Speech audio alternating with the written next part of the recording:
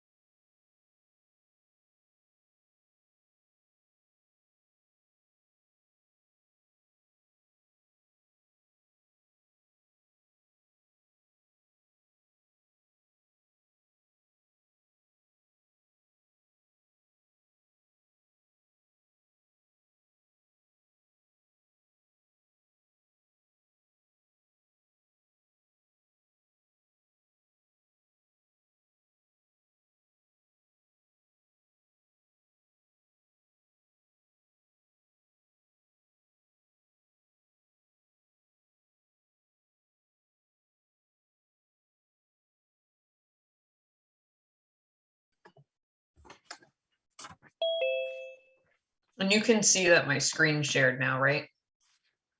Yes. Okay. Yeah, it just has the agenda up.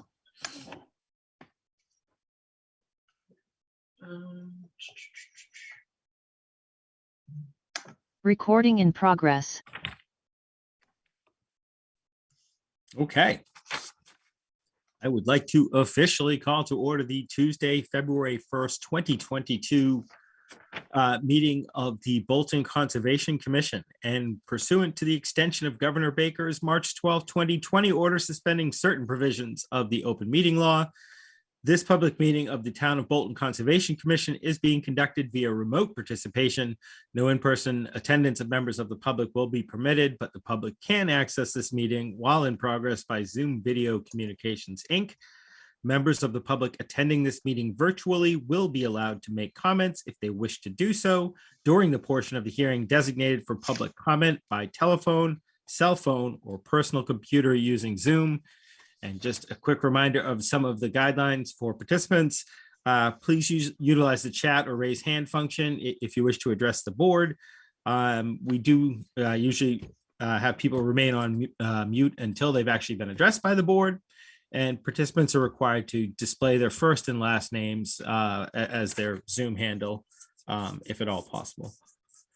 And per tradition, we will start with a roll call. I am Brian Barabee. I am Bill Payne. Jillian Glasanos. And Rebecca Longfall. Excellent. All right. And first up this evening, the Bolton Conservation Commission will now hear a request for an extension of an order of conditions for Still River Road, DEP file number 112-0636. And Rebecca, I am sorry. Usually with a request for extension, do I need to open it under the act and the bylaw? No. Okay. All right. That said, is the applicant or a representative for the applicant here this evening for Still River Road? Yes, Seth Donahoe is present to represent the applicant. I asked that he provide an update to the Conservation Commission. He did provide one in writing, but I think it would be beneficial if the commission would like for him to provide a verbal update during the meeting to be included in the records as part of this process. That would be excellent. Seth, if you are able to do that. Yeah, happy to, Mr. Chairman. So this is Seth Donahoe with Dillis and Roy. I'm here on behalf of the applicant tonight. As you stated, this is for DEP 112636. This is a project for a single family home at a lot on the easterly side of Still River Road, just south of the Harvard Town line. We've discussed this in the past in various forms. We're requesting this extension specifically to allow the completion of the single family home. Construction of the site has begun. I visited the site last Thursday, found that there was silt fence and erosion barrier surrounding the work area well installed. Some grading had occurred all within the approved work area. There was extra silt fence on site and extra straw wattles should they be needed. The DEP sign is posted at the site, and the applicant has actually installed the well associated with the project this week as well. So it's well underway, and as I said, we are requesting extension just for the single family home. We did discuss this project in various forms over the last year or two. I had many varying opinions, and I want to be really clear that this extension is only related to the single family home project that was originally approved by the commission. So we hope we can receive an extension to allow the completion of that project. If the commission has any specific questions, I'd be happy to address them. Thank you, Seth. I'll open it up to other commission members in a minute. I was part of a member of the commission when this was originally conditioned. I know there was a substantial amount of work that went into conditioning this as a single family home. And I can understand what some of the delay in construction has been, just looking at the parcel for other reasons, and I've been involved in that. So I really don't have any questions. I can see the need for the extension. I was happy with the order when it was drafted. So I'll just open it and see if other commission members have any questions, thoughts, comments. So Brian, when this was conditioned, I was not part of the Concom. Was the discussion regarding the stream and that's out behind it part of this discussion, or does it affect it at all? No, it was all pulled to be out of that kind of jurisdictional zone. It's affected by basically wetlands on either side of the driveway. Pretty significant to the, it looks like north side, to the south side, a little bit less significant. So it was kind of, I think the house was kind of pulled to one of the high points, kind of the furthest from everything. A lot of the initial questions were surrounding the driveway. There's grading with the septic, but again, you only have so many options for where to put that. And we agreed that was probably the best option. And then looking at how to bring the driveway in without having to push the septic back over. The driveway cuts really close to the resource area. And it looks like there's a dotted line along the driveway. I don't know if that's extent of work. I'm trying to remember how we conditioned along that driveway, if there was going to be something more substantial. But I know that was the biggest question for the commission around that. It seemed like the biggest question because it looked like they had moved the project to basically the best places they could. Okay. If that makes sense. Yes. Thank you. Brian, just to clarify as well, and maybe Seth can weigh in on this, but this dotted line here is the erosion control and the limit of work that goes around the circumference, not circumference, but the perimeter of the property. And then this dotted line here, I believe, is actually a split rail fence or posts. Is that accurate, Seth? Correct. So this site was actually subject to review by NHESP. And I believe I was not involved in the original permitting of this, but I believe that the split rail fence was actually a byproduct of the permitting with NHESP, as well as they wanted the what would become the single family home lot permanently separated from the remainder of the lot. The lot's actually quite large, almost 6 acres. So there's a substantial portion that would be permanently protected with it.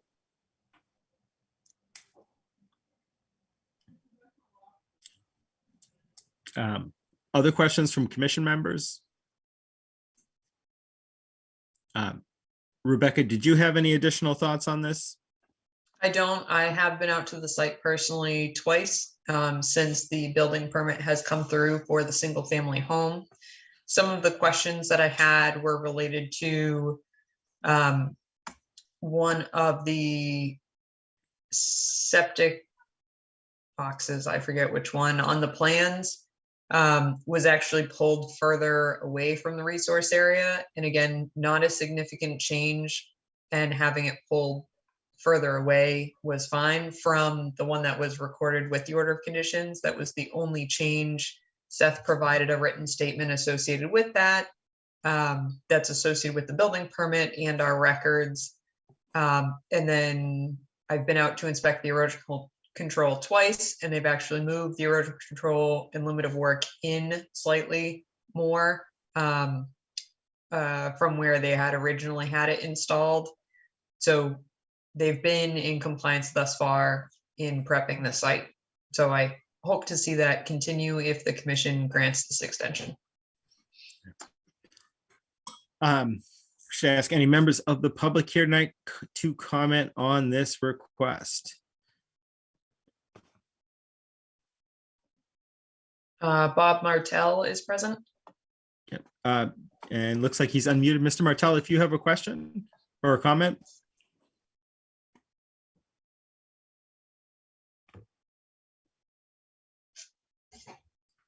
No. Yeah. Okay. Hello. Okay. Bob, we cannot hear you. Oh.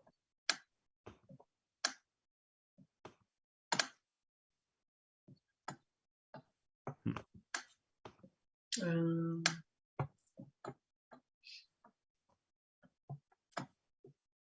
Yeah, I'm not. we still can't hear you, Bob. Maybe try typing it into the chat.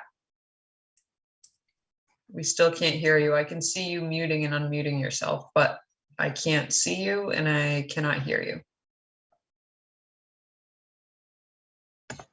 Okay. We I do can see you in the chat. Do you have a comment or question? We saw that you had unmuted. Oh, okay. Yep.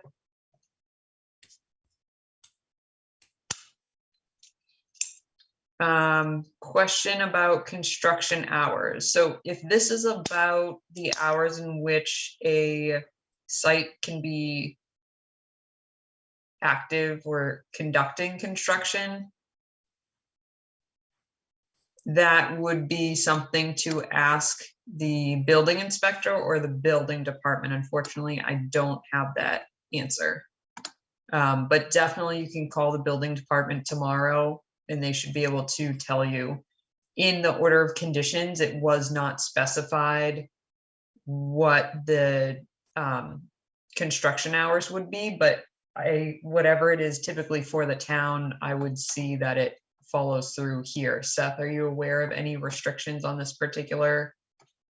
No, so Project. that, I mean, as you said, Rebecca, that's correct. The building permit would regulate that, and it would be the same as any other single family home being constructed in town. So Good.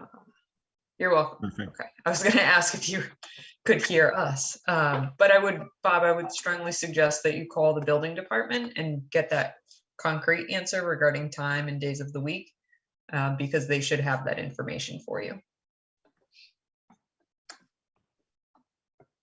Excellent. Okay. Anybody else from the public here this evening wishing to comment or have question? I see none. I was gonna say, and I see none either. Okay. This is not something I need to close, Rebecca, right? I basically just need to call for a roll call vote. You need to take a vote, yes. Okay. And one thing within our bylaw, it only allows for extension of 1 year periods at a time. Yep. So commission members have any question or issue if I make a motion to go ahead and extend it for 1 year? All right. No, I have no issue. Okay.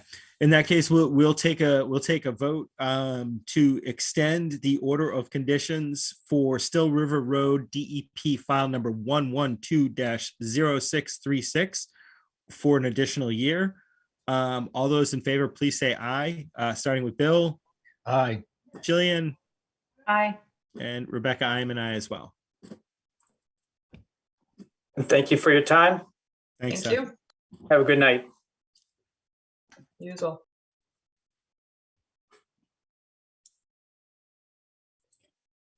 All right.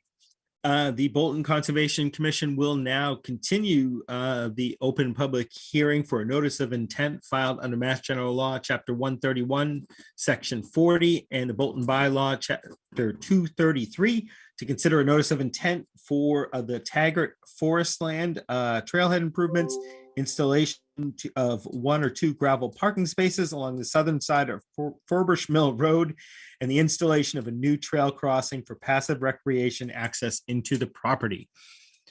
Rebecca, do you want to give us a quick update as to where this stands? Sure. This was just to allow me to draft the conditions under our local bylaw in the Wetlands Protection Act. As a limited project, it actually might meet our minor work in the buffer zone, but it also may meet an exemption under our local bylaw. Instead of going that route, I had conditioned 3 things, one being doing some plantings along the areas that are going to be disturbed adjacent to where the crossing is going to sit across, just to improve upon the area slightly. And then associated with the 1 to 2 gravel parking spaces to, again, create a small vegetated buffer between the gravel area and the wetland resource area, just to improve upon the filtration coming from the roadway there. Okay.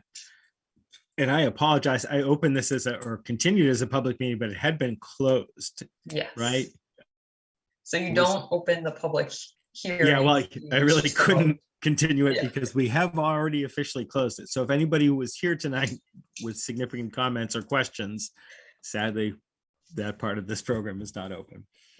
All right, commission members, and I think everyone was here last time when we went through this project.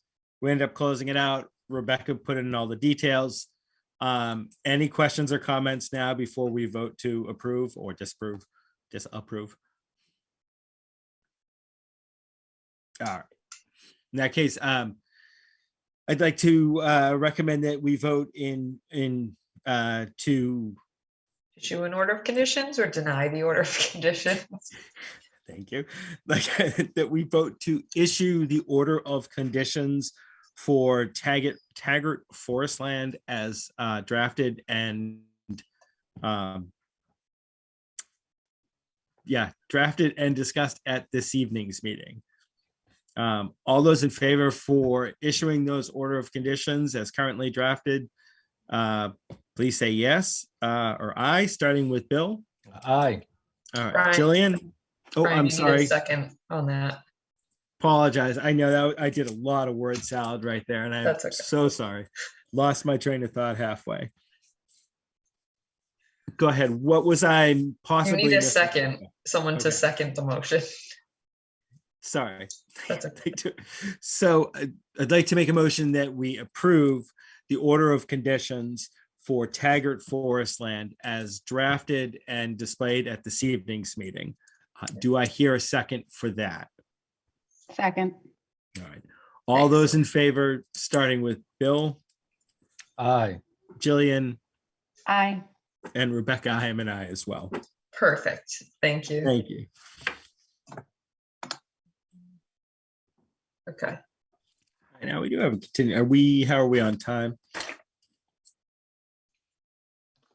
About 10 minutes. One could thing talk- to just Go ahead. note is that when we do get to lot 5 and 6, the engineer has asked for a continuation. Oh, okay. Oh, interesting. Yeah, we do still have to wait for the time, but Sure. just to be aware of that. Well, then I won't mind if we run over too much here. Because could we talk annual report? Yes. Did everyone have a chance to look at it? Can I just ask Rebecca, is there a reason I'm listed at 2019 and everybody else is listed as 2021? I will resolve that, Brian. I think what happened is in the template, I had that. Yeah. And I think we already had voted, or you went to Pam again and cycled through. So Yeah. it should be changed. I do apologize on that. I will note No, that. it was fine. I wasn't, I'm like, is that when I became chair? And I was like, no, that was pre-pandemic because we used to have those Oh, yeah. in-person meetings. Yeah. Weird stuff. Yeah. But other than that, I reading through it, I thought it was nice. And I like that you listed the grants at the end too, which is helpful. Just seeing them all there and also noting them in the narrative form too, which was great. So I had no issues with it, changes or edits other than that one question. Update. It's all about me. I was just testing you, Brian. That's all it was. You Good. pass. Good. Oh, Jillian or Bill, did you have any questions or? No, no questions. No, All I right. thought it looked good also, Brian. All right. So Rebecca, if I would possibly just call a vote to approve the annual report as drafted and submitted at the, all right. I'd like to make a motion that we approve the 2021 or what's my fiscal year on that? Is it fiscal year 22 or how do they want it to be set? Yeah. I think you can just say the annual report as drafted with any revisions that you're proposing this evening. But I believe it's whatever fiscal year it is, it's the, I don't have it in front of me. I would look at it. If it's, so it's FY21 fiscal year, and Yep, then it's yep. 2021 calendar year. Okay. All right. So, but that annual report was covering the calendar year or was covering the fiscal So year? the financial component is the fiscal year. The Yeah. narrative is the calendar year. Gosh, that's fun. It's very confusing. Wow. Yeah. Okay. But I'd like to make a motion that we approve the 2021 annual report as drafted at this evening's meeting with the revisions discussed. Do I hear a second for that? I second. All those in favor, starting with Bill, Aye. Jillian, Aye. and Rebecca, I am an I as well. Thank you. Thank you. Okay. While we're at it, did people have a chance to review the minutes for the January 18th, 2022 meeting?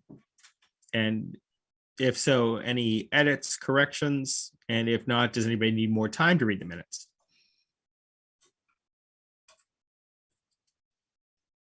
All right. Seeing none, I'd like to make a motion that we approve the minutes for our January 18th, 2022 meeting as drafted and submitted at this evening's meeting. Do I hear a second for that? Second. All right, all those in favor, starting with Bill, Aye. Jillian, Aye. and Rebecca, I am an I as well. Thank you.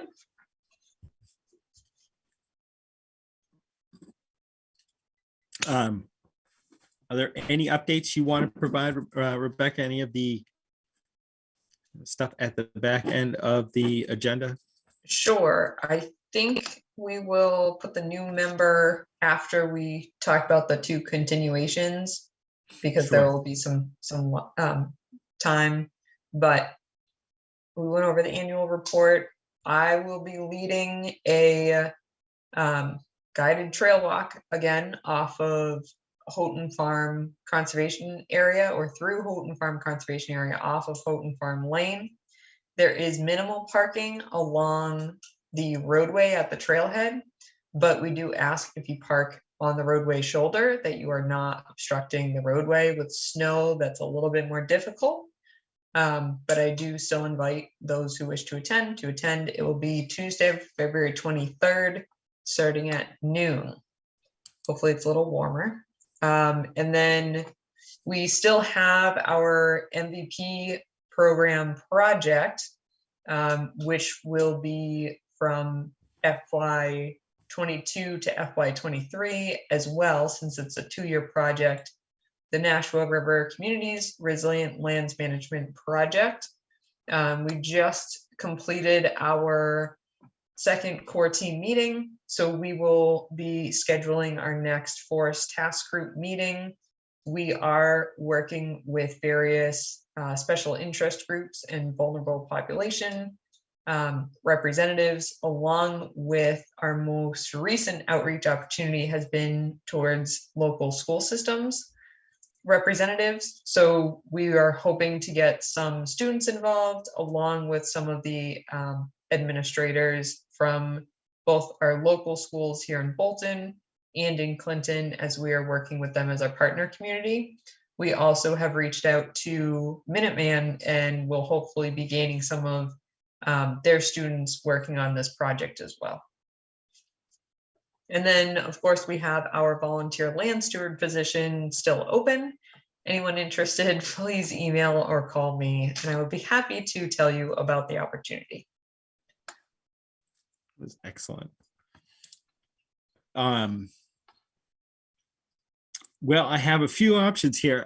We do have an interest from a new member, which we can get into that discussion. I know we have to wait 5 minutes to open this, another 10 minutes to open the next order, both of which are just going to be continued. Then 10 minutes on top of that before we can open Century Mill Road, which will actually be discussed tonight. Yeah. So at some point, I will probably call a 10-minute long recess if people need to get up and stretch and grab a drink and just step away for a few minutes, so we can stare at each other for 10 minutes. I'm just not sure if Paul's here tonight, if we want to talk about a new member now, or if the new member, Rebecca or anybody else, would prefer to wait until after we close out all the hearings. It's fine by me either way. I think if we can take it earlier, that would be helpful, I think, to run more efficiently this evening, but that's up to you. If you wanted to start lot 5 at the time of lot 6 and just deal with them shortly after one another, and then discuss the new member interest now, I think that would be fine as well. I think that's probably the way to go if possible, yes. So that said, do we have the new member here this evening? Do we have it right? We do. I'm not sure. Oh, there he is. Okay. Hello, I'm everyone. not sure if he would like to introduce himself. So I have our wonderful town clerk shares with me when individuals fill out the form that says they're interested in volunteering for various boards, committees, or groups through the town.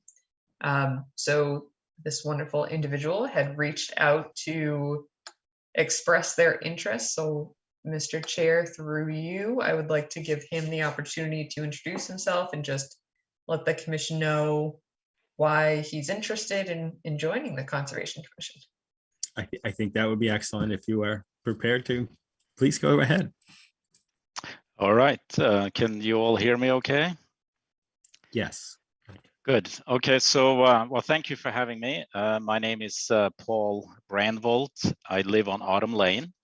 I've lived in Bolton with my family for almost 25 years now, and have not been very engaged in the town yet. But I have always enjoyed living here, and now that my kids are out of the house, you know, I have 2 daughters. One just graduated college last year, and then the other one's graduating this year. So, and with COVID, that it's kept me home now for almost 2 years, I thought this would be a good time to start giving back to the community. So that's why in the beginning of January, I started looking at what were the options that Bolton, you know, were needing some help.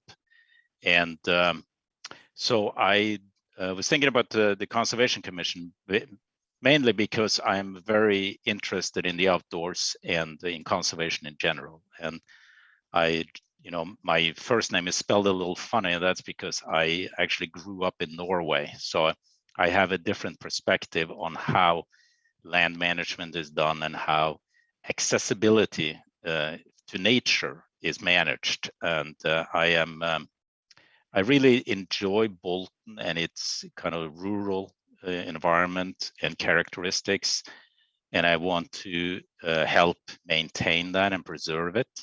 So that's part of it, and obviously then preserve all the nature we have in the, but and also the accessibility to it for people in general. So I like to hike a lot and cross country ski and golf and stuff. So I like the outdoors. And one thing that the pandemic has done is given me an opportunity to test or to try out a lot of trails. And I have to admit, after living here for so many years, did not realize the network of trails between Harvard and Bolton is pretty impressive. And I don't think a lot of people really realize it. So that, I have to admit, I've spent more time in Harvard than Bolton on the trail map, but that's only because of living right on the border to Harvard. I, for some reason, have gone in that direction. But in honesty, so I'm really into making sure that we conserve the nature, and I want to be part of that mission. I do appreciate the necessary for development, of course, but I want to make sure that development happens in a prudent way. And I also am interested in having more commercial development in the town, but again, in a very, planned out and good way, so that, because I am concerned about tax base, so it would be nice to have a little bit better, the businesses providing some of our taxes, but I don't want to do that to jeopardize natural resources, wetlands, etc. So that's why I thought this would be a good place for me to help out. Now, I have been corresponding with Rebecca a little bit, and I have to admit, this is a new area for me, so I know very little. I would have to study the rules and regulations and get some help around how you conduct the meetings, what you're looking for, how you read some of the plans, so there's some studying I would need to do, but I'm sure that's doable.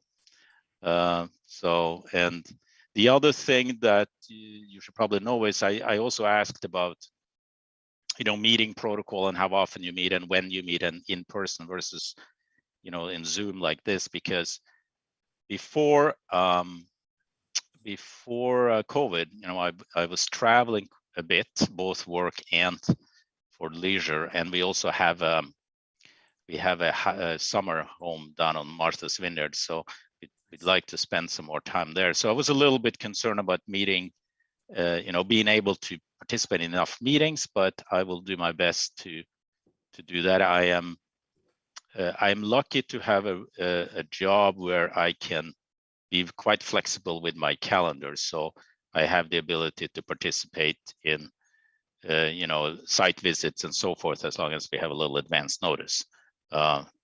My professional background is in high tech, but in the finance area. So I started with Digital Equipment Corporation. That's how, in Norway, that's how I ended up here. That went through, Compaq and HP. I left HP back in 2010. And I have been working for Akamai Technologies since, which has an office headquarters in Cambridge, but also has an office in Westford that I can visit. Thank goodness, I don't have to drive to Cambridge every day. So I have flexibility and in a good position to be able to spend some time on the commission. So that's my story. Well, thank you for sharing it. I was gonna say none of the current commission members came with any huge amount of experience, especially with the Wetland Protection Act. I don't know that any of us were meeting experts. You can see I still stumble through half the meetings of what I can say or shouldn't. But there are resources to learn with. We actually do have some budget money there. There's connections to some good things that they can show you. Yeah, I'm curious myself, Rebecca, about when and if we go back to, well, we'll definitely have to at some point go back to the in-person meetings. when the governor's current order runs out. I know there was some early discussion about trying to find ways where you could do a hybrid where it could be an in-person and online, and I don't know if the state will get there. But as I said, you know, it's not necessary you make every meeting, so to speak, so long as we have a quorum. And Rebecca's really good about just soliciting emails. If you know, for whatever reason you're not going to be there, but you had a question or a point or something you wanted to get in, you can easily just email her. She'll bring it up at the meeting. So I'm hopeful that we will take on a hybrid approach, but we'll see on that. Right. I will keep you updated when we hear that answer. I know there are a lot of communities that feel strongly in different ways, but primarily Yeah, people it's- like the opportunity to come in remotely, if not full-time. So I think hybrid, but from an administrative standpoint, hybrids are sort of a interesting concept as well. So there's a give and take there. But yes, I am more than happy to, if the commission is comfortable taking a vote to recommend you for a new member appointment to the select board. Once they make some sort of statement to that or a vote to that nature, I would be happy to start talking with you about some of the training opportunities that are coming up.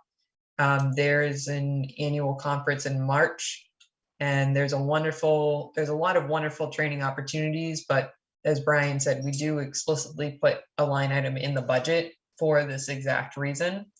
And quite a few of our members have already taken many of the fundamentals, so there is funding left for other training opportunities. Okay, good. So any other commission members have any questions for Paul? No, welcome Skating. aboard. Thank you. Excellent. Any members of the public here tonight want to comment on Paul's candidacy? I see none. Seeing none, surprising. Okay, I will say, Paul, well, I'd like to make a motion that we do recommend Paul Bronfold for addition to the Conservation Commission to the Town Select Board. Does anyone, wait, once again, I've done it to myself. I don't, Rebecca, it's simply a roll call vote, correct? All right. In that case, excuse me, I'd like to make a motion that we vote to recommend Paul Brandvold for addition to the Conservation Commission to the Town Select Board. Do I hear a second for that? I second Brian. All right, all those in favor, starting with Bill, Aye. Jillian, Aye. and Rebecca, I am an I as well. Wonderful. And Thank All right. you. Great, thank I you. was going to say, Paul, I have no doubt that the select board will be in favor of your candidacy. But regardless of what happens, I do truly appreciate that you reached out to volunteer for something for the town. I know that a lot of boards are looking for people. It's not always easy to staff up, and I completely appreciate when somebody's working like yourself. You have your family, even though the kids have moved on. I know you have other pressures and everything going on, and I really, really appreciate you reaching out to volunteer. It's great. Yeah. Absolutely. Thank you. Have a great Thank you. evening. Thanks. And you're welcome to stay on for the rest of the meeting too. Thanks. As we go to recess for 10 minutes or so. But. Well, we Okay. need to continue first. Yep. Yep. So the Bolton Conservation Commission will now continue the open public meeting for a notice of intent under Mass General Law, Chapter 131, Section 40, and the Bolton Bylaw, Chapter 233, to consider this notice of intent for Lot 5 Meadow Road, the new construction of a residential driveway within the 100-foot buffer zone and 100-foot adjacent upland resource area. Rebecca, do we have an update on this? Yes, we are awaiting the DEP file number and associated comments, and therefore the applicant has requested, the applicant's representative has requested via email a continuation until the next meeting, which will be February 15th. And I believe our first time slot is 7:30. 7:30. Okay.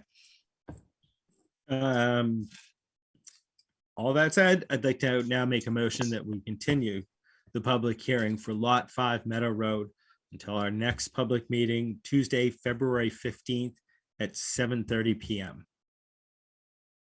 Do I hear a second for continuing? Second. All right, all those in favor, Bill, Aye. Jillian, Aye. and Rebecca, I am an I as well. Wonderful, thank you.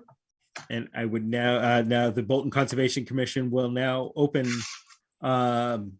will now continue the public hearing for a notice of intent filed in the Mass General Law, Chapter 131, Section 40, and the Bolton Bylaw, Chapter 233, for Lot 6 Meadow Road, the construction of a residential driveway and a 5-bedroom dwelling post site layout of the house and septic require grading within the 100-foot buffer area and adjacent upland resource area and the 100-foot vernal pool habitat.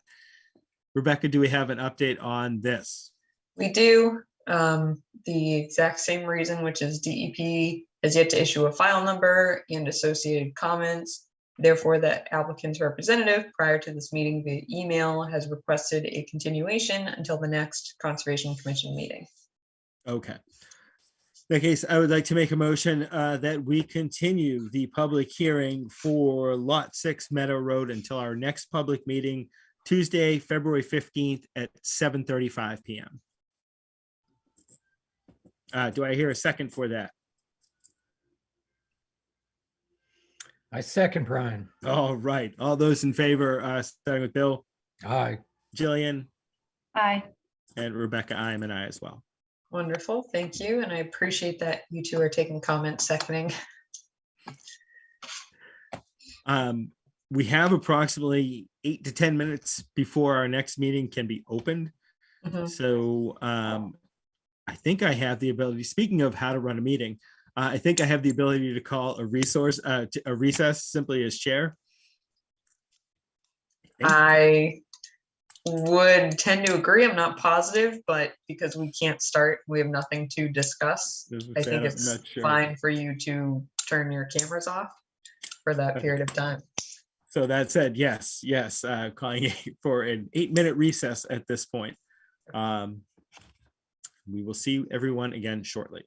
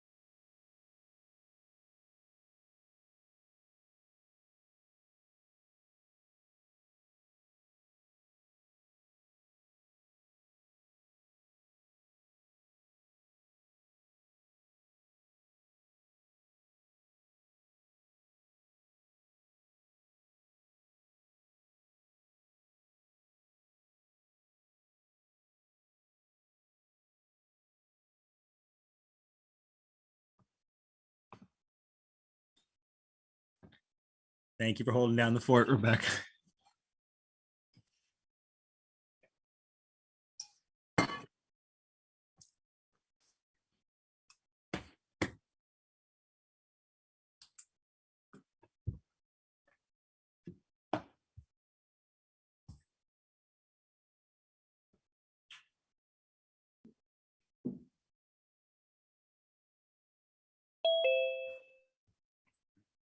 Okay, it looks like we are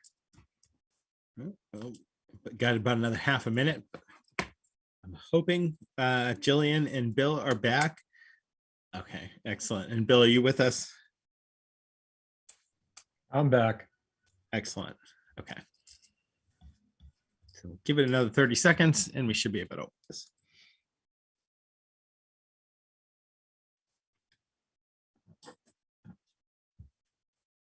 Okay. Welcome back, everyone. The Bolton Conservation Commission will now continue the open public meeting for a notice of intent under Mass General Law, Chapter 131, Section 40, and under the Bolton Bylaw, Chapter 233, to consider a notice of intent for Century Mill Road, map 3.D, parcel 75, the discussion regarding proposed construction of 3 single-family homes and the widening and paving of an existing gravel driveway. Rebecca, do we have an update, or if there's the applicant or the applicant's representatives are here, if somebody would like to provide a quick update? Sure. I will start and then I will turn it over to the applicant's representatives. This is a follow-up to our site visit that was held Wednesday, January 26, 2022, with both the Town of Bolton tree warden and the applicant's arborist as well. So it's Mark Case and Dean Charter. With the applicant's representative and members of the commission present and myself, we walked the property and we reviewed the tree plan. They have since submitted a revised tree plan, as I think 2 or 3 trees, and I will let the applicant speak to that, were added after some conversation between the 2 arborists on site and just reviewing the limit of work again. Again, this was associated with the driveway. We did review the areas on the lots that are within the adjacent upland resource area and the trees proposed to be removed at those locations and to ensure that they were marked in the field as well. And again, that was January 26, 2022. And I had also included, I had sent my comments and questions to the applicant's representative to allow for them to prepare for this meeting. And they have supplied some information and some responses back. So I will let them reiterate some of the information that they had responded back with, as we were not deliberating via email, but rather just sharing responses at that time. And I also included within those comments, reiterating that DEP had requested a 401 water quality certification, and the applicant had stated they would be addressing that at the meeting this evening. Typically, I will say the commission does not have a practice of closing the public hearing until the comments have been addressed by DEP when they do issue comments. So I did just want to reiterate that to the Conservation Commission, but after that, I will turn it over to the representatives. I'm not sure who wants to speak on their behalf. Hi, I'm Rachel Watsky. I can, I guess, take point for now, and then Dean Charter and Scott Hayes can fill in the specific issues that they handled in our responses to comments. So Rebecca had sent sort of a summary of comments based off of the site visit. I guess I'll summarize in general, starting earlier. On January 18th, so after the last meeting, the tree warden submitted a written comments before the site walk and then attended the site walk. His comments indicated, in writing ones, indicated that he was overall in agreement about the trees and Dean's review, but did have a question about transpiration rates and just general, was the stormwater going to handle the difference in runoff, as just sort of general comments that he noted. We had the site walk on January 26th, as Rebecca said, and she sent some sort of general comments, I guess summarizing for the commission and for the public, noting as a reminder that there were 3 additional trees that had been viewed during the site walk that the tree warden had suggested be removed, either because he felt that their general health was such that it wouldn't be a good idea to keep them on the property because it was likely that they were going to come down in the next couple of years. And then others were close to where the proposed site work on the driveway was going to occur. So he felt that it would be better to remove them to avoid risks of trees coming down later on. Another comment that Rebecca noted was a reminder that the trees that are within the sightline by the road might require a public shade tree hearing. Another comment was sort of a request for additional information or consideration of transpiration rates, some elaboration from us about that. A requested update on the 401 WQC requirement and any response to DEP's comments. And then, of course, making sure the documents and data were submitted to DEP. I was able to respond, I believe on Monday, to Rebecca's email with the revised site plan from Scott Hayes that has the 3 additional X's along the driveway, which the commission members did see those marking in the field during the site visit. We're also, we understand that the trees that are along the sight line might require a public shade tree hearing. A standard order from the commission does include a condition that the issuance of an order doesn't remove the applicant's responsibility to seek other local permits. So we've noted the potential for this other local permit we need to see. Again, we will address that, of course, as required. Next note was that Rebecca had sent a graphic showing transpiration rates and impact of tree removal. We'd reviewed it. We agree that there is some impact from tree removal, but one of the comments on the graphic is that the goal is, of course, to save large diameter trees where possible. The applicant in this situation is doing what they can to preserve trees where possible, but they have to comply along the driveway with the driveway requirements. And it's not possible to avoid that requirement because it's required from, I believe, the planning board. Their applicants trying to propose mitigation to the extent feasible, given that it's a vegetated site already. The mitigation includes plantings like white pine, which is fairly rapidly growing. Dean Charter was able, he can elaborate on this more. Dean was able to speak with the Massachusetts, I believe, Urban and Community Forestry Coordinator, and was suggested to look at the US Forestry Service's website, MyTree, which allows the calculation for tree removal. So Dean was able to go take a look at that, and Rebecca has the more in-depth information, and Dean can go into more detail on that. But the calculations indicated that the overall runoff that wouldn't be absorbed after the removal of 24 trees, for the amount of runoff over an entire year was not particularly high. And that was ignoring the fact that we've proposed permeable pavement, which will allow runoff to permeate into the soil underneath. There's mitigation plantings. The tree canopies of the trees that aren't being removed are going to expand over the next couple of years. So that would slow rainfall as well. And then additionally, the stormwater calculations that we've had to do to start with do take into account tree removal and try to manage that. And so the calculations have indicated that the total stormwater runoff from the site after the work that's proposed is done will have less volume and less rate than existing runoff for the storms. Scott Hayes can, of course, go into more detail on that if needed. In regards to the 401 water quality certificate issues raised by DEP, we have proposed grading to direct any runoff away from neighboring properties. We've proposed infiltration of roof runoff. The stormwater on this project was thoroughly reviewed by a peer reviewer, by the commission, and it was signed off on.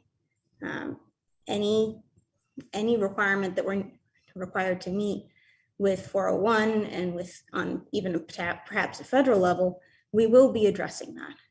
And that's the actual meeting of those is outside of the commission's jurisdiction, other than, of course, the condition that we can't, that the order does not remove our responsibility to seek other required permits. And we will seek permits that are required. In my email to Rebecca, I had noted that I would send the materials to DEP, and I have now done so. The updated materials have been sent. I believe that's sort of a quick response to it that goes over my response email, and then any back and forth over the last day or so. If there are additional questions, Dean and Scott can fill in those blanks. Thank you for the updates. Do commission members have any additional questions at this point?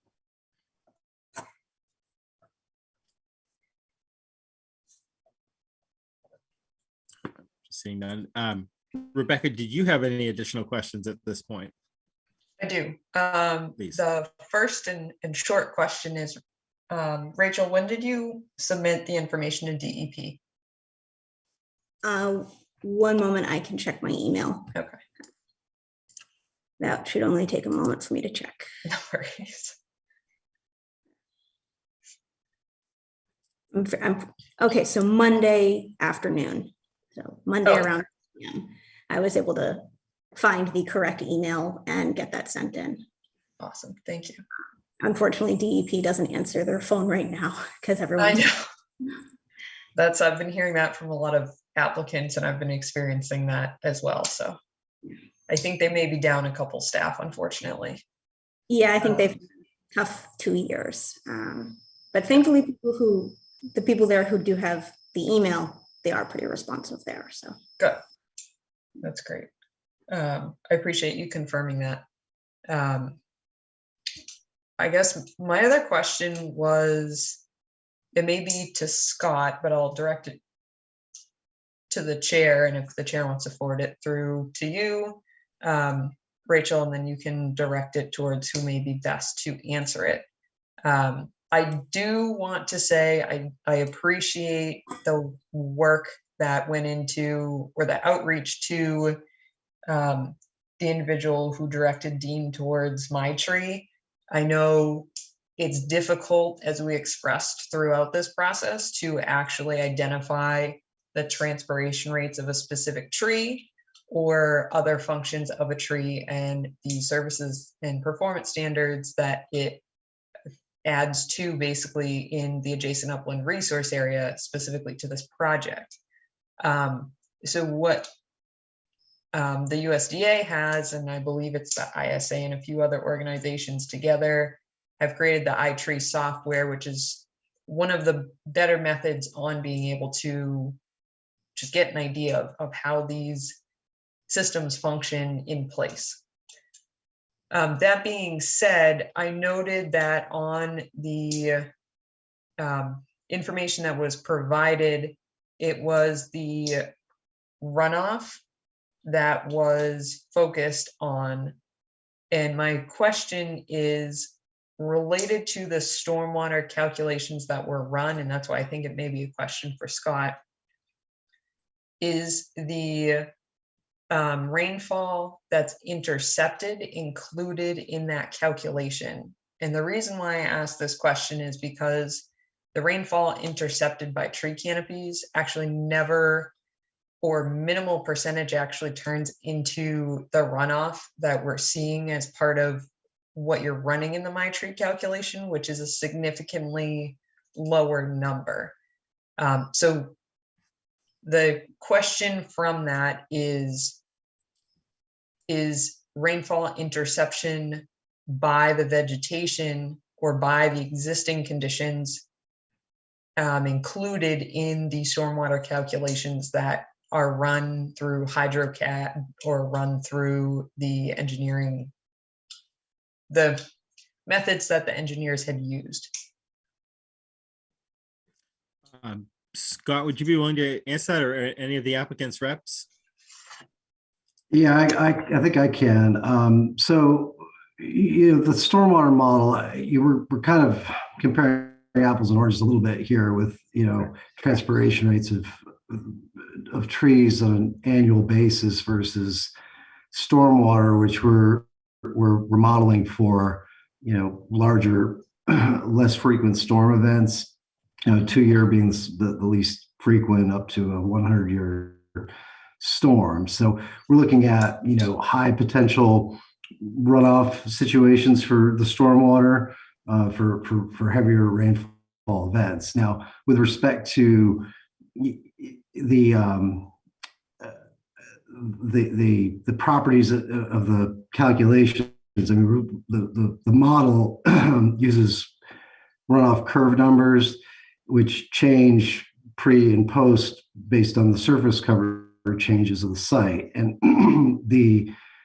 so we're looking at a wooded site, you've got a lower curve number or less runoff than under a post condition of lawn or pavement, which is going to have a higher curve number and higher runoff potential.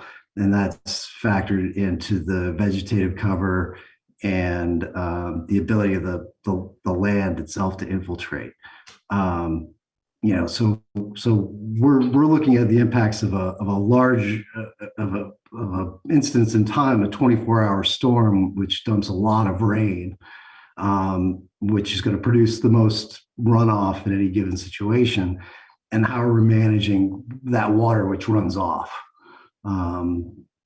So the model that we have, we've really tried to maximize the amount of infiltration on site, and we've done that with the porous asphalt system and the roof infiltration systems, et cetera, so that we've not increased the rate or volume of runoff from the site based on what rain falls on the site, given the surface cover changes. So, Okay, so you're focusing on maximizing infiltration of runoff from these storms and therefore reducing runoff overall, but also containing the runoff on site. And, yeah, and that's contributed, those calculations or have aspects from the vegetative cover, but not necessarily specific to interception and transpiration, or is that that process also? Yeah, I mean, the infiltrative capacity of the surface cover is modeled in the runoff curve number, so that takes into account, the canopy, the underlying vegetation, the antecedent moisture content, the soil type. All those things impact the land's capacity to take water on when it rains. And what we're trying to calculate with the stormwater calculations is what doesn't it take, and what it doesn't take runs off. And then we're modeling that volume and that rate of runoff that doesn't get taken by the ground, into our stormwater systems. Okay, thank you.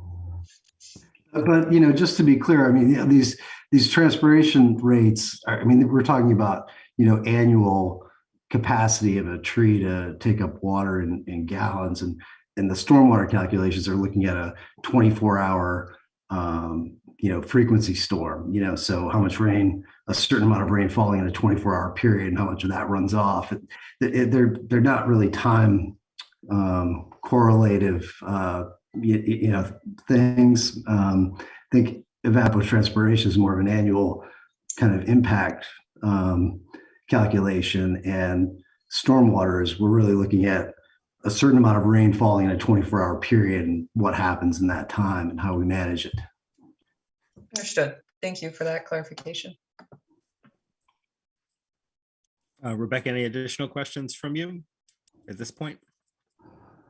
I do not, other than, again, just noting that it's not a common practice for the commission to be closing when there's an outstanding DEP comment, but that's at the commission's discretion to determine whether or not that item has been addressed or not,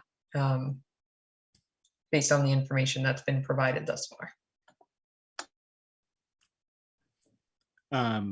I'll bug you more about that in a minute, but first, public comment here this evening. I see Jim Garrity has his hand raised. Could you unmute Jim? Hi, good evening. A few questions. So on the first of one of many plans, there were somewhere around 12 or 13 trees that were coming down as a result of the driveway going in. Then the tree warden came in and we came up to something like 15 or 20 trees. So at my count right now, we're at 41 trees. So that are in the buffer zone. It's 41 trees. So what's the criteria? How many trees is too many? Where we say you're taking, and we're talking about trees in the buffer zone per the plan, not the fact that they called it a pond, so you have 100-foot buffer there as opposed to 200 feet because it's the Danforth Brook. So we should take into account those trees that will also come down that should be considered in the buffer zone. So how many trees is too many and how many can you mitigate is my question. My first question, I have a couple.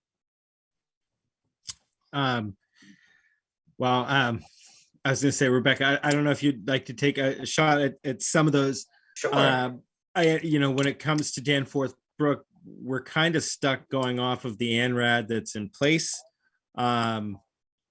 which is why it's just 100-foot, whether we agree with it or not. As far as the number of trees, it's so project specific. We try to go with the minimal number of trees being affected, but I'm not sure, Rebecca, if you have a better answer or more. I don't know necessarily, but certainly more relative to our regulations. So again, I've stated multiple times, and I will reiterate this evening, the Conservation Commission does not technically have jurisdiction over tree removal in itself.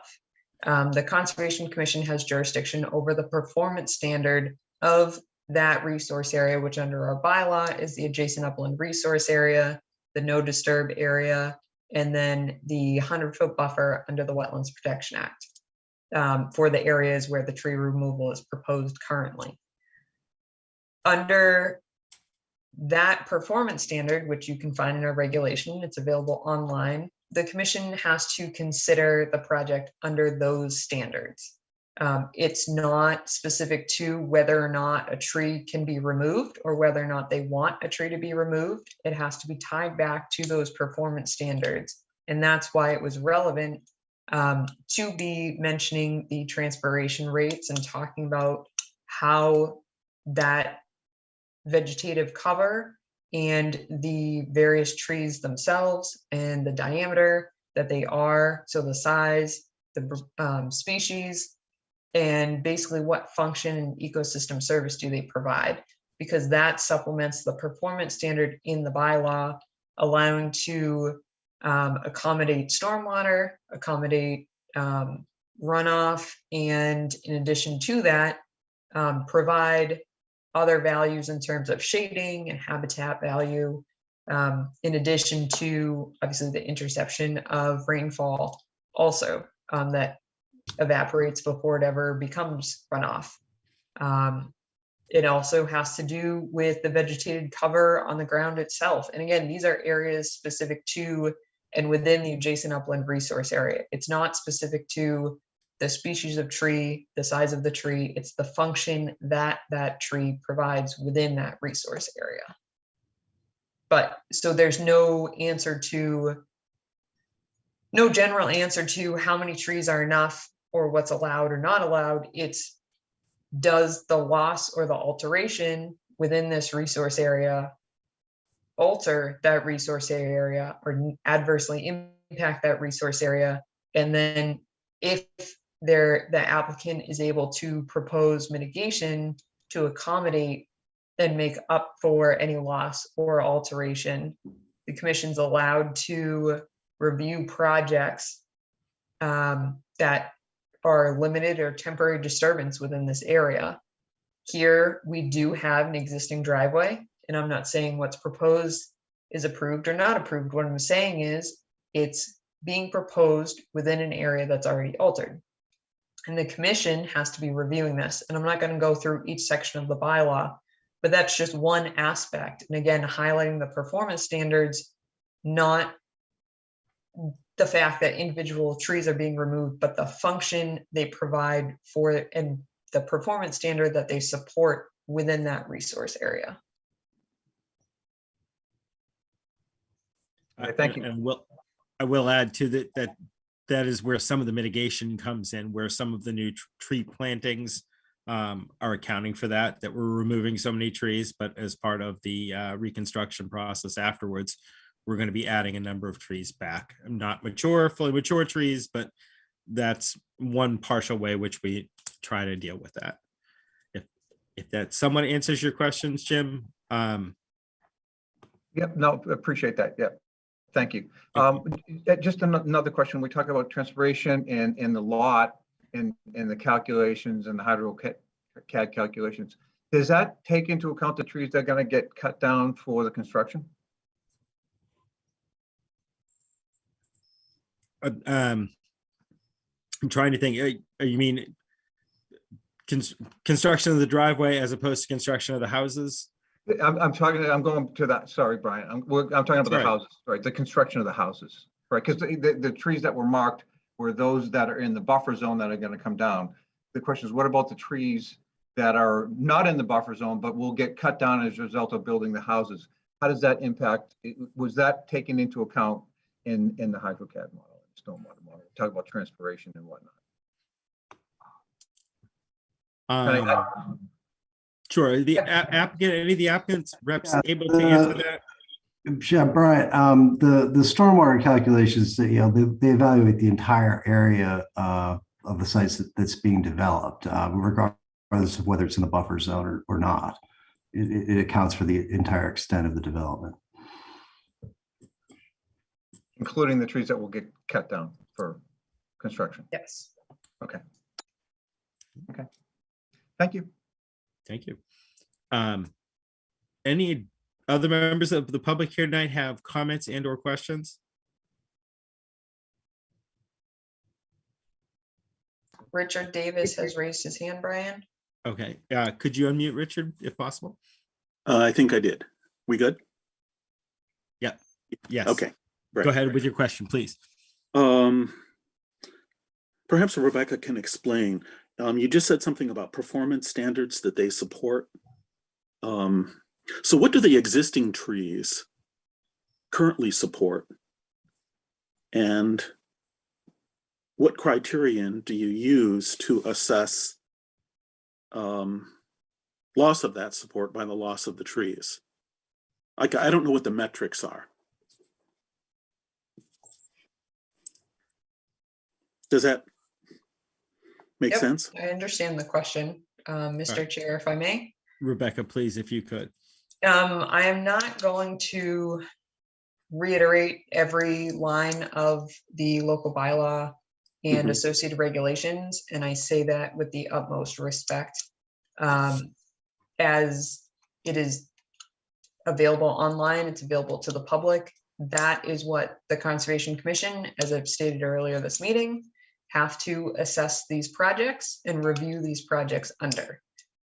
Regarding metrics, there are statements throughout both the Wetlands Protection Act and the local wetland bylaw and associated regulations of each that the commission is able to be requesting information to further understand and assess the performance standards that are either going to be altered or that exist on the property within their jurisdictional area.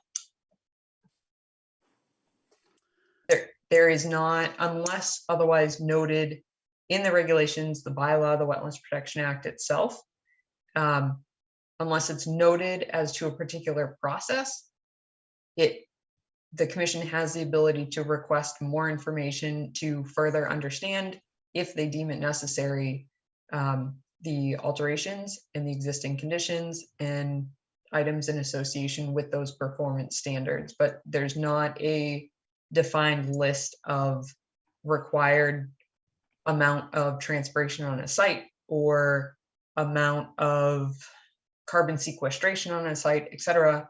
And that is, as Brian noted earlier, and as our applicant noted earlier, I believe, and I don't want to speak for them, but each site is different in the amount of trees within the various resource areas, the amount of resource areas on a site. So that's why there's not a particular number associated with those regulations. Yeah, if I may, Chair, Please.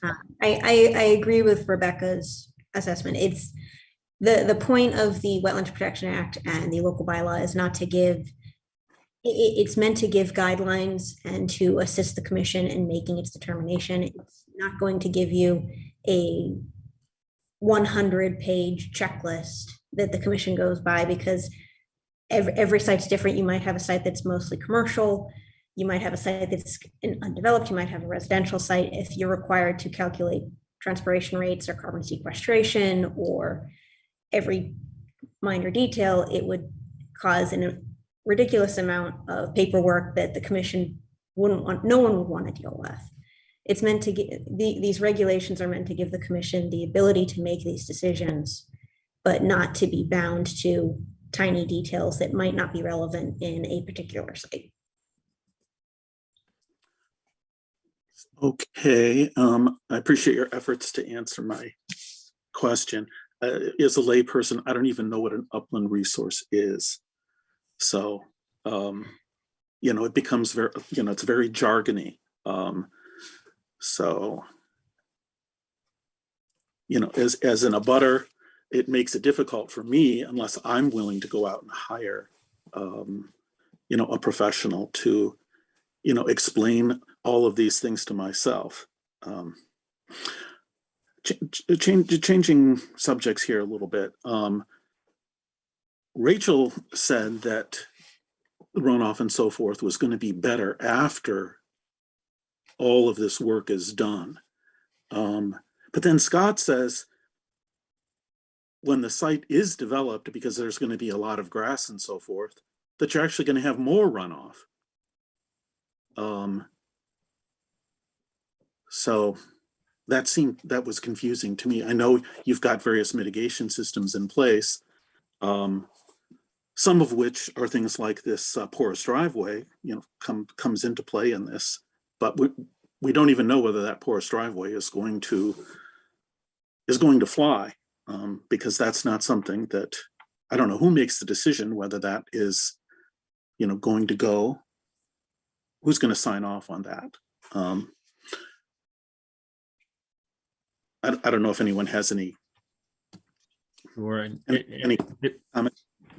to say, and if I may, if Rachel or Scott want to correct me, but I think where the confusion there is what Scott was bringing up with the 100-year storm event, the major storm events versus just regular conditions, where I think Rachel was saying the runoff would be approved for kind of the everyday use over time. And Scott was saying more when you face those 100-year flood or even the 2-year rain situations, that there may be more runoff because there's more exposed. Am I correct in that? Yeah. So the development does increase the amount of runoff, and that's why we proposed stormwater mitigation. So that's prior to the mitigating measures that we use to reduce those increases, the porous asphalt, the roof infiltration, et cetera. That all reduced the stormwater post development. So yes, there are increases, but they're managed on site. Does that okay? Go ahead, Richard. At some point we have to get into this Danforth Brook versus the pond. We've kind of danced around this issue, and we're stuck with a 100-foot because of the ANRAD. And I've never had a real good explanation about this. And, I would just think that if it's written as pond on the plan, well, can you, let me just have you answer that first. Pond versus brook, because that's kind of what we're up against, as I understand it. Mr. Chair, if I may. I was going to say, Rebecca, yeah, I'm not sure best how to answer that, but So again, the definitions are available through our local bylaw and our regulations and under the Wetlands Protection Act. I encourage you to review them. You can call DEP and you can call my office. I don't think it's beneficial to be discussing definitions during a public hearing process where we've already discussed them multiple times in the past. And again, I say that with the utmost respect. But what I also want to state is that multiple times the commission has already stated that there was an order of resource area delineation issued for this property. The commission is bound by that until it expires, at which time the commission may request a review or another look at the resource areas. They're only good for 3 years. Unfortunately, there was a tolling period associated with the state of emergency and therefore extended it for another period of time. So that expiration is not relevant to this project at this time. At this time, we have the order of resource area delineation. That is what the commission has to go by because that is what a prior conservation commission had issued. And I know there was some conversation about who did the delineation at the time. The commission understands that concern. The commission has discussed that concern multiple times. However, an order of resource area delineation was issued, and that is what the commission has to go by, just like it would on any other project. So at this present time, the areas that are adjacent to the pond area still fall within the adjacent upland resource area. They still fall under the commission's jurisdiction. So I don't know that if it were different, what that would change on the current plans, but we can't talk about if it were different because that's not the current status of this project or of the delineation. And I think it would better serve the discussion for this public hearing since we've moved past that to an extent until it has expired, and then we can take up that discussion again. But at this time, that is what we are working with, and they have submitted, the applicant has submitted plans based on that wetland delineation as they are able to do. I was to say, I know it's sometimes not the best answer to hear, Richard, but do you understand what Rebecca's trying to say as far as what we're limited to here right now, unfortunately or fortunately? But I do. Rebecca says we've talked about this numerous times and as if this idea has been put to bed.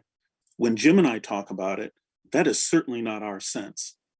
Okay, this is, in my mind, this has been brought up kind of one time, and I believe it was you who felt as though you were misled.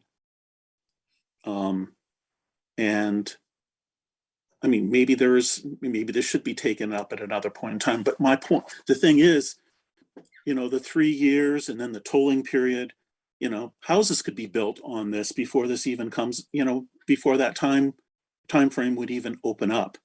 And I would think that civil engineers have a code of ethics that they must conform to. And if this was done again, I mean, it's my understanding that a lot of things on this are based upon the use of the word pond versus brook. And if it's brook,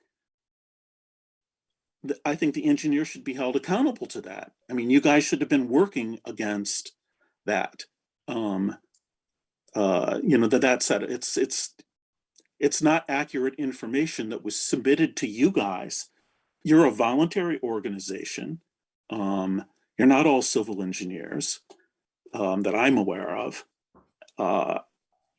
If there's things that were submitted to you that you're making your decisions upon that aren't accurate, then there's a problem. And do you just keep kicking the can down the road on this? I mean, this is just one of many issues on this project where we've been wrestling with information that was not, seemingly to me, was not submitted appropriately. You know, things that were done, all of the excavation that was done on those back two lots. You know, for example, you know, has the town taken any action against that? I'm not aware that anything has happened because of that. So. I was gonna say, I don't believe the town has taken any action. And honestly, everything you brought up, again, has been brought up in meetings.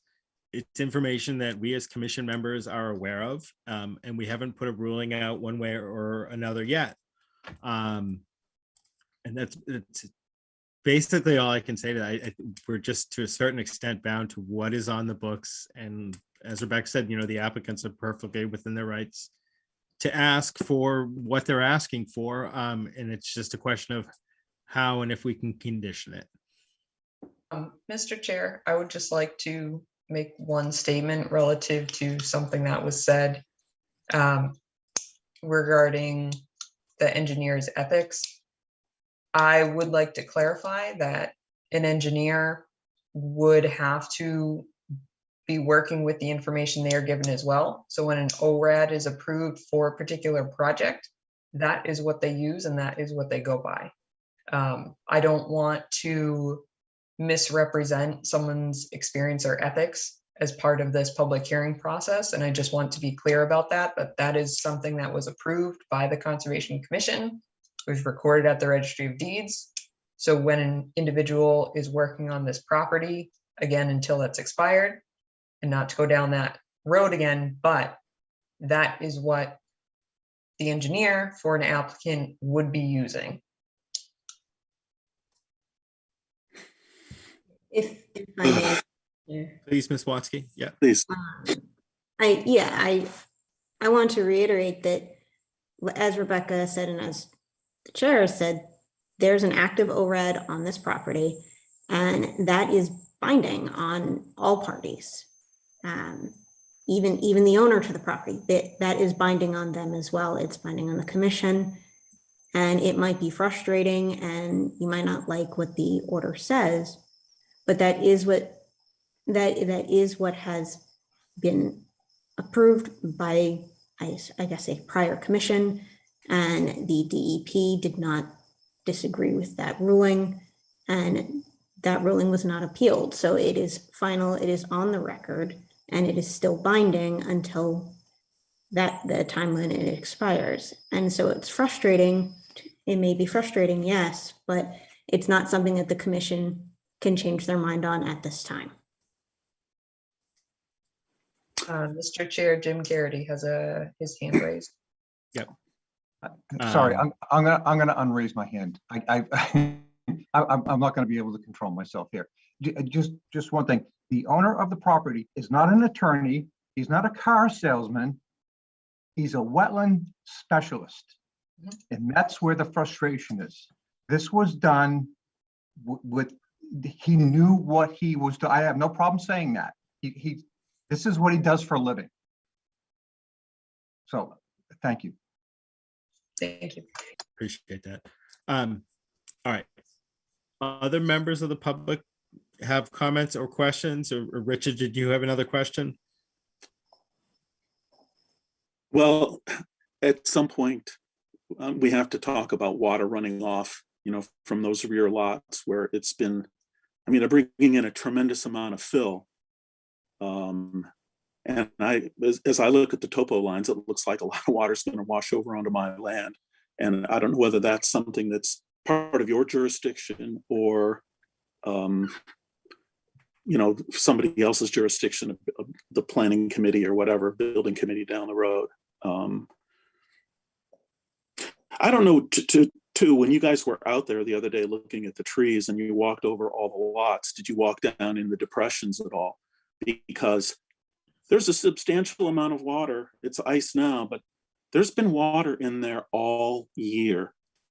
And it's in the locations where these were quote unquote suspected vernal pools on, one of those DEP maps or whatever, the satellite photos, and they're kind of hash marked in with a red pen. Just as an abutter, suspected vernal pools, and then I go over there and I look and I see water there all the time. And I look at my yard, my backyard, and what's delineated as on their drawing as wetlands, and then I go and look here and it's not wetlands. It just doesn't make any sense to me. Just does not make sense. And as far as what Rachel says, if everything is above board, and I have no problem with it, okay, they own the land, they can do what they want with it as long as everything is above board. And it's just continual, one question after another. And Rachel, Rachel said something was signed off. What was signed off by the Conservation Commission? What did you guys sign off on? Rachel, can you reiterate it? I was going to say, if I may, Richard, I think you're referring to the ANRAD, the abbreviated notice of resource area delineation. Is that what you had said, Rachel? I believe so, yes, about the I think I referred to it as an ORAD, which just makes it more confusing, but the ANRAD issued document. the issued permit, so to speak. So this was made in context about the lots and runoff. This was not made in the context of this 200-foot, 100-foot pond versus river discussion. She said it earlier, in her opening statements. She said something, you guys signed off on something, and it's like, and I don't know. Correct me if I'm wrong, but I think I remember what you're asking about, the stormwater calculations with the peer reviewer having reviewed them. And I think I slangily said signed off on as the peer reviewer was okay with the calculations and had informed the commission of that. Is that what, does that Okay, sound? that sounds about right. Thank you for that clarification. But I don't recall the Conservation Commission signing off on that. No, we did not. And that's what Rachel just stated, Richard. I'm sorry. Okay. What she was stating is that the peer reviewer was in agreement with the calculations that their engineer had also reviewed. Okay. Not that the Conservation Commission had approved or signed off on something related to that. Okay. Correct. That's what I meant. I apologize for the unclear. I just wanted further clarification, and I appreciate it. Thank you. Okay, Brian. Thank you for your patience. No problem. Anybody else have questions? Any other members of the public have questions? All right. Commission members have any additional questions at this time? All right. And Rebecca, I will ask the applicants, as Rebecca had stated, we usually do wait to hear what DEP's response is before we'll close the meeting.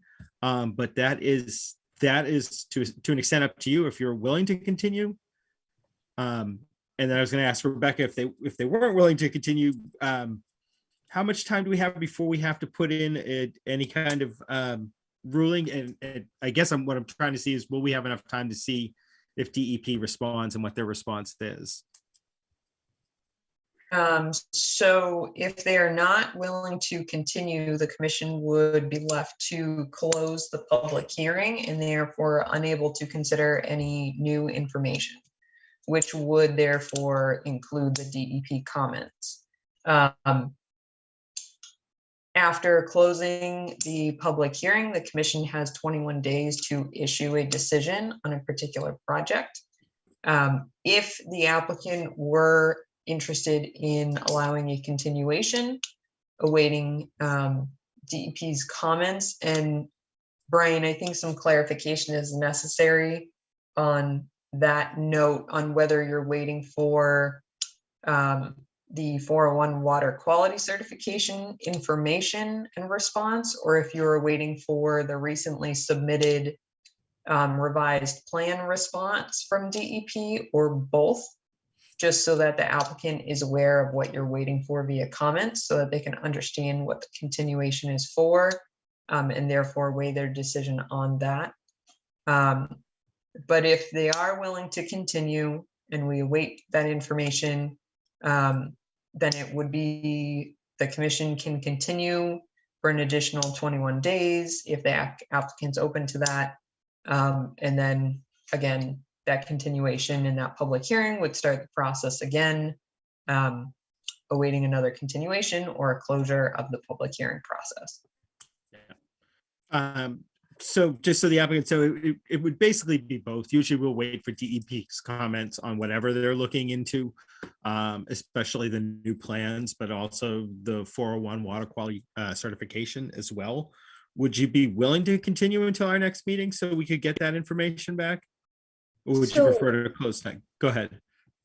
Sure. So our response about the 401 W water quality certification, I'm sorry, going to try not to do the acronyms, but for water quality certification, if that's something we're going to assess with DEP or with Army Corps as needed after this process is completed, we would not be starting that and continuing this until that's resolved. But for the DEP comment that was updated on DEP's website that we've now submitted additional information to try to respond to, we would be willing to continue for that purpose. Okay.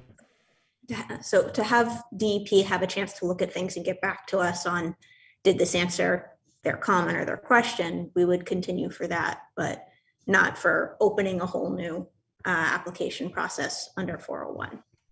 Absolutely understand. All right. So in that case, it would be just for waiting for DEP's comments on the new plans submitted that we're waiting to hear back from, and not the 401 water quality certification at this time at all. Okay, Mr. Chair, I Go just ahead. am not trying to throw a wrench in this. No. Go ahead. Truly. But, and I may be completely misinterpreting this, so maybe I do need to reach out to DEP. But I was under the impression that if it's closed before the 401 water quality certification is addressed with DEP and the Army Corps of Engineers, then the local ruling, it would essentially act as a waiver, and then the local ruling would hold, and therefore it would no longer be required.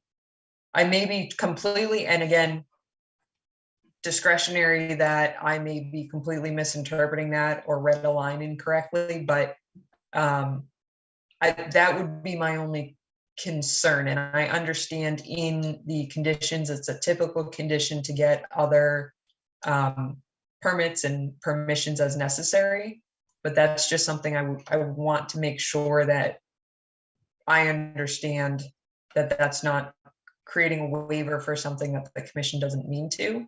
And again, reiterating, I may be unclear on that, but certainly if the applicant is willing to continue for DEP comments on the revisions that were submitted, I would probably be reaching out to get some clarification on that particular item and just making sure that closing before that's issued won't cause any sort of waiver for that. But I understand as the applicant's representative, that's not their intent. But I just want to make sure I'm understanding that properly. Okay. And I think that would be fine, again, if the applicant's okay, if we continue until we can hear DEP's comments on the revised plans, and that'll give Rebecca a chance to also look into a little bit more deeply at the water quality certification question or issue. Rachel, if I can come across that line that I'm either confused about or not, I will forward it to you so you can understand where I'm coming from as well, because I might have completely missed something, but That is, I'd be interested in your review of it. that's Also. very much not my understanding from my prior work. It's always been understood in the work that I've done previously that if you get an order, you might still need to do 401 if you meet that threshold. Yep. For a 401. So I'm not sure what line.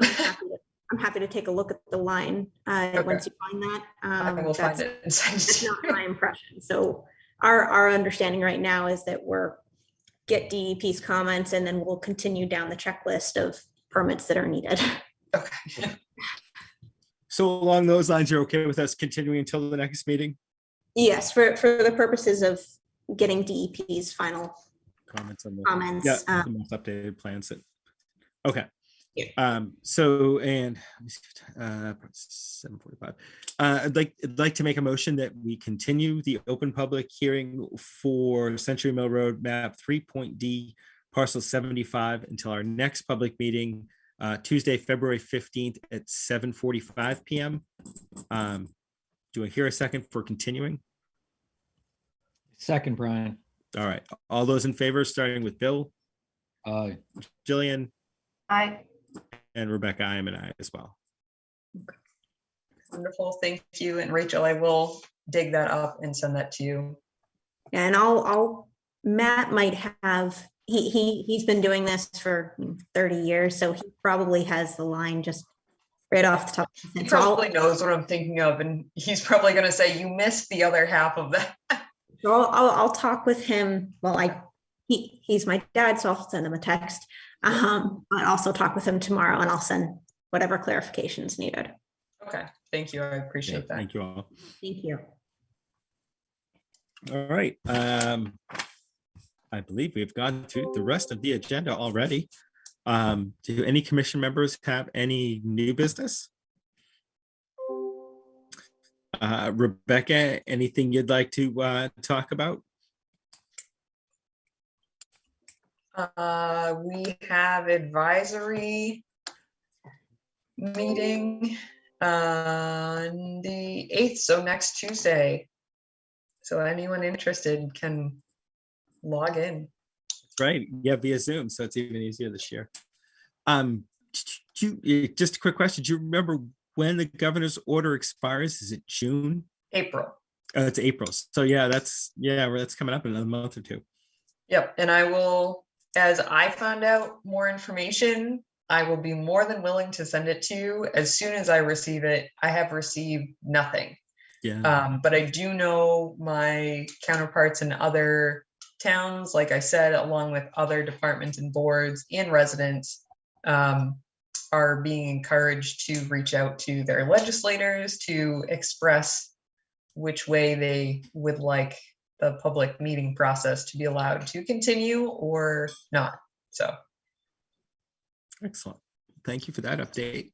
No problem. All right. If no one else has any updates or new business, I'm going to make a motion that we officially adjourn the Tuesday, February 1st, 2022 meeting of the Bolton Conservation Commission. Do I hear a second for adjourning?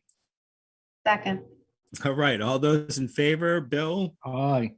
Jillian, Aye. and Rebecca, I am an I as well. Great. Thank you. Yeah, thank you all very much. Have a good night.